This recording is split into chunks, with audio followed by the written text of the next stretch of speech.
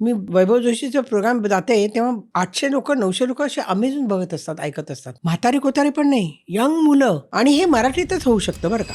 त्या काळचा प्रेक्षक नाटकाचा आणि आत्ताचा प्रेक्षक ह्याच्यात प्रेक्षक म्हणून काय बदल वाटतो का आता? मागे आम्ही जेव्हा नाटक करायचो तेव्हा मराठी पिक्चरला पण फार वेगळा ऑडियन्स यायचा, कारण तेव्हा खूप कॉमेडी, दादा कोंडके या बरोबर, तो जॉनर हा जॉनर होता. ज्यांनी लिटरेचरमध्ये मोठं काम केले ते लोक नाटकं लिहित होते, त्यामुळे लोकांना एक ते पर्वणी होती ती. तो मधला जो काळ होता ना, कुसुमाग्रज होते, कानिटकर होते, प्रांगणेकर होते, कालेलकर होते, 80sचा काळ, तो नाटकाचा फार उत्तुंग काळ होता. म्हणजे त्यावेळेस आपलं सगळं झोकून द्यायचं, नाटक बघायचं. म्हणजे काही जे काय जमापुंजी असेल त्यातला एक भाग थोडा नाटकासाठी काढून ठेवायचे, असा ऑडियन्स होता. पण तुला खोटं वाटेल आणि आश्चर्य वाटेल, आताचा जो ऑडियन्स आहे ना तो पण खूप छान आहे. मधला काळ फार वाईट गेला, कारण टेलिव्हिजन सुरू झालं.